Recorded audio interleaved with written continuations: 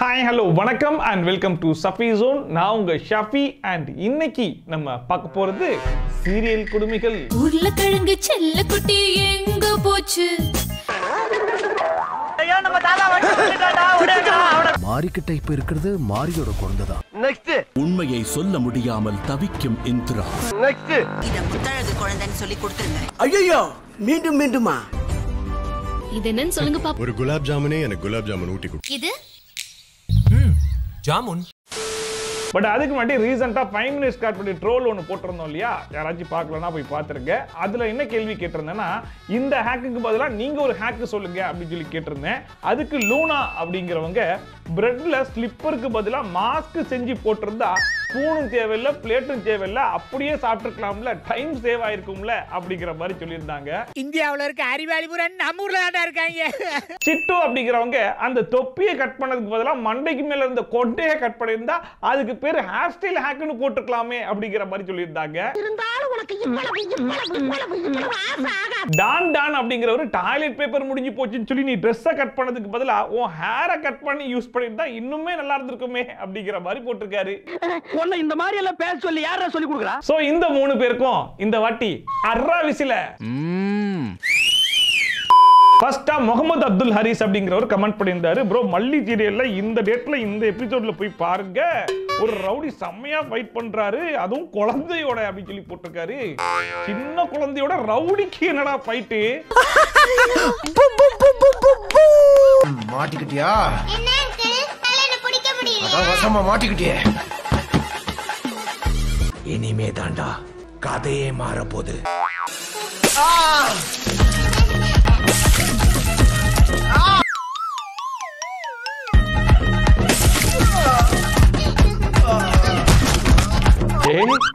என்னடா சொல்றீங்க? மனசாட்சியை தொட்டு சொல்லுங்க, இதெல்லாம் நீங்க சீரியஸா தான் எடுத்து வச்சிருக்கீங்களா?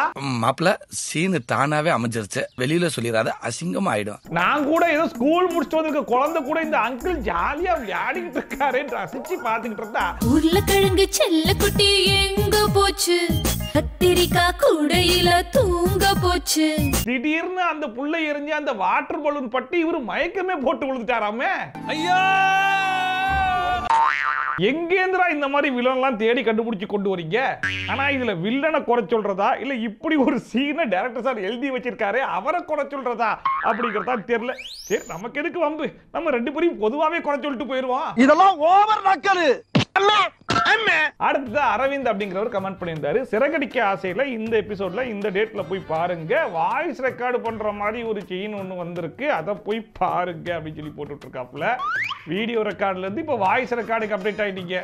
வெரி குட் கலக்குங்க சார் கலக்குங்க. எனக்கு என்னமோ அம்மா பேர் வேணாம்னு தோணுது ரோகிணி. ஏன் அப்படி சொல்ற? இல்ல, அம்மா பேரை தான் பார்லருக்கு வச்சோம், ஆனா அந்த பேரு பாதியிலே போயிடுச்சு. இந்த சீனை கொஞ்சம் நல்லா பாருங்க.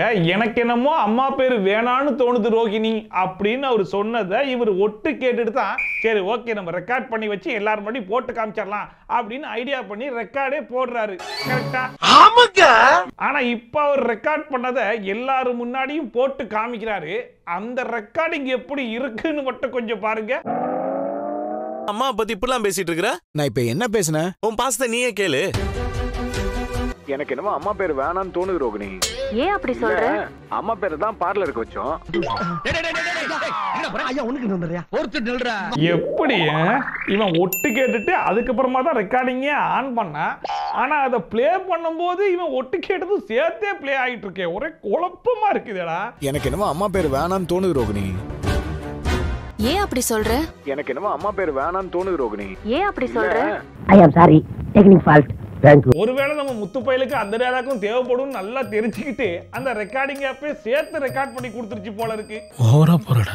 அடுத்த ஸ்டீஃபன் அப்படிங்கிறவரு இந்திரா சீரியல் ப்ரோமோ பாருங்க, அதுல ஒரு குழந்தை வருது. அப்படியே நீங்க வந்து இந்த மாரி சீரியலையும் பாருங்க, அப்படியே இந்த முத்தழகு சீரியலையும் பாருங்க அப்படின்னு இருக்காப்புல. இந்த 3 சீரியலுக்கு என்ன அப்படி ஒற்றுமை இருக்குன்னு தெரியலையே, பாத்துருவோமா? இனிமே அந்த படைச்சவனே நினைச்சா கூட நம்மள பிரிக்க முடியாது. மாரிக்கிட்ட ஒப்படைச்சிருக்கிறது யாரோட போறது? மாரியோட குழந்தையும் இதே ஏற்காட்டுல பிறந்துதான் காணாம போயிருக்கு. மாரிக்கிட்ட இப்ப இருக்கிறது மாரியோட குழந்தைதான். மாரி சீரியலோட கான்செப்ட் என்ன? இவங்களோட குழந்தை பிறந்த உடனே காணாம போய் கரெக்டா அது இறந்தே போச்சுன்னு இவங்களை நம்ப வச்சு அதுக்கப்புறமா அந்த குழந்தையை யாரோ ஒருத்தர் மூலியமா அந்த வீட்டுக்கு கொண்டு வர மாதிரி கொண்டு வந்து அந்த மாரி புள்ளையும் நம்ம குழந்தைய தான் வளர்க்குறோம்னு தெரியாம அந்த குழந்தைய வளர்த்துக்கிட்டு இருக்காமா. இதுதானே கான்செப்ட். பாருப்பா உடம்பெல்லாம் புல்லரிச்சு போச்சு. எக்ஸ்கியூஸ் மீ யுவர் ஆனர், இந்த நாடகத்தையும் பாத்துருங்க. சாரி. I am sorry. கண்டிப்பா இது அக்காவோட குழந்தைதான். பையன் உன்னை தேடி வந்துட்டான்னு நீ சொன்னது நிஜம் தான்க்கா. உண்மையை சொல்ல முடியாமல் தவிக்கும் இந்திரா. இந்திரா சீரியல்லையும் குழந்தை பிறந்த உடனே குழந்தை காணாம போகுது. ஆனா ஹீரோயின் குழந்தை இல்ல, இங்க அக்காவுடைய குழந்தை. அதே மாதிரி அந்த குழந்தை யாரு மூலியமாவோ அவங்க வீட்டுக்கே திரும்ப வருது. ஆனா அவங்க அக்காக்கு அந்த குழந்தை தான் தான் குழந்தை அப்படிங்கிறது தெரியாம அந்த குழந்தையை எடுத்து வளர்த்துக்கிட்டு இருக்காங்களாமா. மாரிக்கிட்ட இப்ப இருக்கிறது மாரியோட குழந்தைதான். கண்டிப்பா இது அக்காவோட குழந்தைதான். என்கிட்ட சொன்னதை அப்படியே ஒரு ஜெராக்ஸ் எடுத்து பவர் கிட்ட கொடுத்துட்டல. நெக்ஸ்ட் முத்தழகு, உங்களுக்கு அழகான பெண் குழந்தை பிறந்திருக்கு. குழந்தைய கிட்ட கொடுங்க. என்ன பண்றீங்க? அது குழந்தைன்னு சொல்லி கொடுத்துருங்க. அஞ்சலியின் சூழ்ச்சியா மாற்றப்படும் குழந்தை. ஐயோ மீண்டும் மீண்டுமா? மத்த ரெண்டு சீரியலுக்கும் இந்த முத்தழகு சீரியலுக்கும் என்ன டிஃபரன்ஸ் அப்படின்னு சொல்லி கேட்டீங்கன்னா, இங்க குழந்தை இறந்து போகல, காணாம போகல, பட் மாறி போச்சு. அதுவும் யாரு மாத்திரா? தான் சொந்த ஹஸ்பண்டோடைய செகண்ட் ஒய்ஃப் மாத்திரா. நல்லதொரு குடும்பம்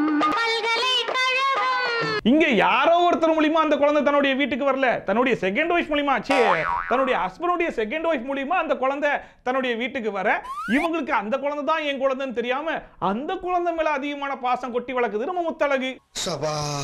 இப்பவே கண்ணை கட்டுது.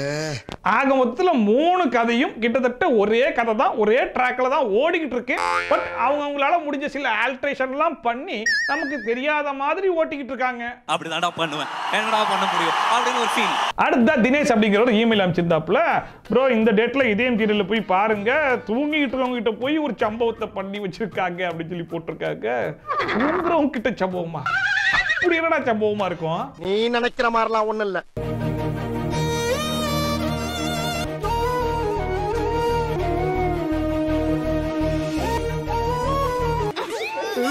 வீட்டுல கரண்ட் இல்ல, ஒரே புழுக்கம், அம்புட்டு பேருக்கும் தூக்கம் வராம முழிச்சே இருக்காங்க. Note this point your honour, முழிச்சே இருக்காங்க.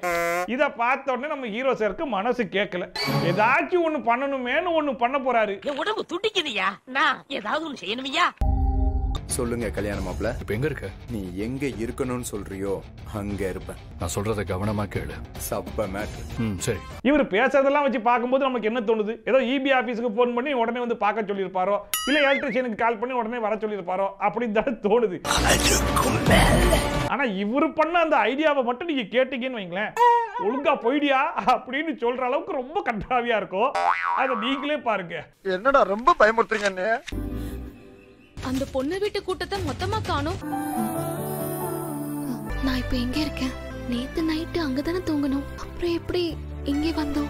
நீங்களும் எதுவும் பார்க்கல, நானும் எதுவுமே பார்க்கல, ஞாபகம் வச்சுக்கோங்க. நம்மள எங்க இருக்கோம்? நேத்து ராத்திரி அந்த வீட்டுல படுத்திருந்தோம். மாயஜால மாட்டம் இந்த வீட்டுல இருந்து எழுந்திருக்கிறோம். ஒன்னும் புரியலையே. அதான் மாமா, எனக்கும் ஒண்ணும் புரியல. இல்ல எல்லாரும் தூங்கிட்டு இருந்தா கூட பரவாயில்ல, அங்க கரண்ட் போய் இருக்கிற அவிச்சல்ல அம்புட்டு பேரும் முழிச்சேதான் இருந்திருக்காங்க. ஆனாலும் அங்க இருக்கிற எவனுக்கும் தெரியாம அங்கேருந்து அலாக்கா தூக்கிட்டு கொண்டு போய் இன்னொரு வீட்டுக்கே ஷிஃப்ட் பண்ணிட்டாங்களாமா. ஆனாலும் காலைல முழிச்சு பார்த்து என்ன இது, இந்த மயக்கம் போட்ட உடனே ஒரு டயலாக் பேசுவாங்க தெரியுமா, இப்படா எங்க இருக்கே அப்படின்னு சொல்லிட்டு.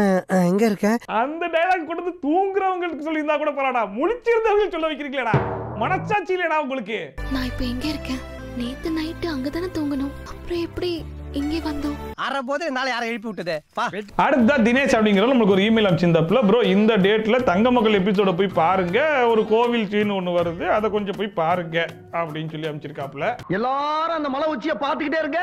உன்கிட்ட ஒரு முக்கியமான விஷயம் பேசணும். என்னன்னு சொல்லி பேசணும்? அது வந்து மீனாட்சி வந்து உன்னை. இந்த மீனாட்சி அம்மானா? மட்டும் சொல்லுங்க, நான் சொல்றேன்ல. மீனாட்சி உன்னோட காதலுக்கு காதல இந்த மீனாட்சி அம்மா நிறைவேற்ற இல்ல முத்து, நான் சொல்றத கேளு.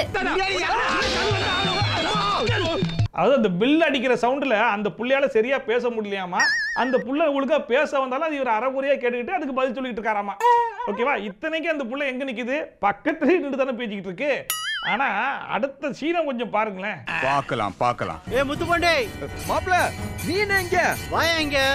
இதோ அஞ்சலி கொஞ்சம் இரு, நான் இதோ வந்துடுறேன். ஏண்டா பொக்கரவாயா, அந்த புள்ள பக்கத்திலே நின்று கத்தி கத்தி பேசிட்டு இருக்கு, அது உனக்கு அரைகுறையா தான் கேக்குது. ஆனா 1 கிலோமீட்டர் தள்ளி நின்று ஒருத்தன் கூப்பிடுறதும் பேசுறதும் உனக்கு தெள்ள தெளிவா கேக்குதாடா? ஐயோ மச்சான் கொஞ்சம் சொதப்பிட்டமோ.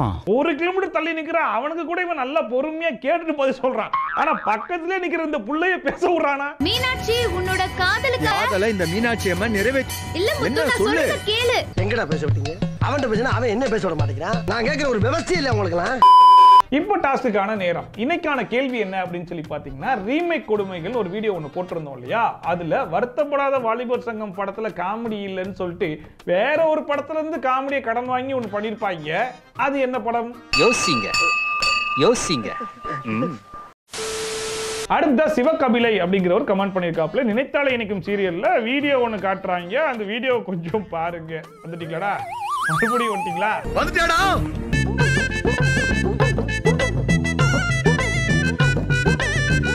CCTV camera, phone recording, voice recording எல்லாம் முடிச்சிட்டு இப்ப கோப்ரோவை எடுத்துட்டீங்களா கையில?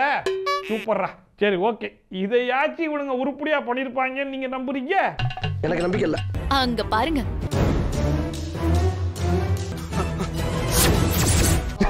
டேய், இவ்வளவு நேரமா அந்த கோப்ரோ கேமராவை மண்டையில தானே நீ மாட்டிக்கிட்டு இருந்த. திடீர்னு ஒயிட் ஷாட் தேவைப்படும் தூக்கி மரத்து மேல எதுவும் வீசிட்டியா? என்ன தம்மனா இது?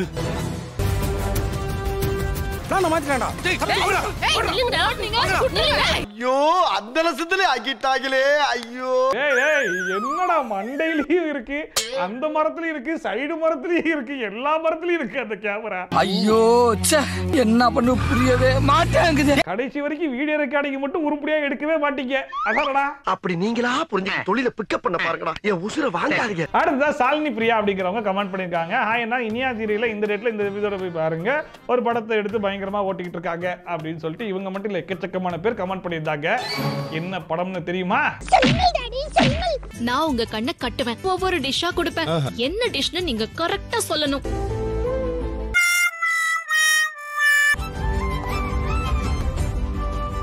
இது என்னன்னு சொல்லுங்க பாப்போம். ஒரு குலாப் ஜாமுனே எனக்கு குலாப் ஜாமுன் ஊட்டி கொடு. இவன் உருப்படவே மாட்டான் பாவி. இது என்னன்னு சொல்லுங்க. Cauliflower Manchurian. பட் ரொம்ப பழசா இருக்குதேடா. இந்த சீனை பார்த்த உடனே இது என்ன படம் என்ன சீனுன்றது கண்டிப்பா உங்க எல்லாருக்கும் தெரிஞ்சிருக்கும். இருந்தாலும் ஒரு சில பேருக்கு தெரியாட்டா, இத பார்த்து தெரிஞ்சுக்கோங்க. நீ கண்ணை மூடிட்டு சாப்பிட்டு அது என்ன டிஷ்னு கரெக்டா சொல்லணும்.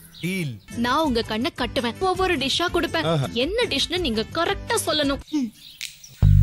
பாசுந்தி கரெக்டா சொல்லிட்டியே. Cauliflower Manchurian. இது ஜாமுன். இது என்னன்னு சொல்லுங்க பாப்போம். ஒரு குலாப் ஜாமுனே எனக்கு குலாப் ஜாமுன் ஊட்டி கொடு.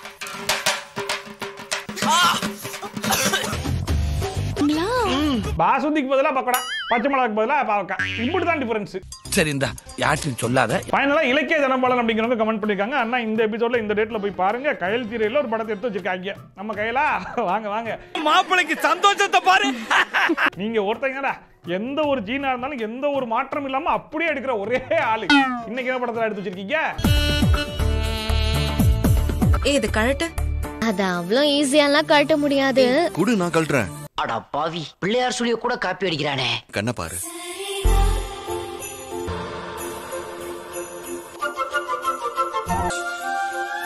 ஆனா சும்மா சொல்லக்கூடாதுடா. அதாவது யாருக்கும் தெரியாத சீனை எடுத்தாலும் பரவாயில்ல, நல்ல ஹிட்டான படத்தை வந்து ஹிட்டான சீனை தான் நாங்க ஆட்டையை போடுவோம் அப்படின்னு அடம் பிடிச்சி எடுக்கிறாங்க போலயே. ஸ்பெஷலிஸ்ட். என்னங்க கழட்ட முடியல. நான் கழட்டுறேன். அது அவ்வளவு ஈஸியாலாம் கழட்ட முடியாது. நானே கழட்டி தரேன். கண்ணை பாரு.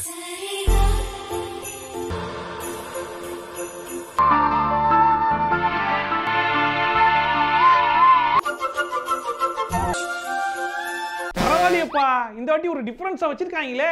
அங்க ரிங்க கழட்டும் போது நம்ம லைல கண்ணை மூடியே வச்சிருப்பாங்க, இங்க கையில் கண்ணை திறந்தே வச்சிருக்காங்களே.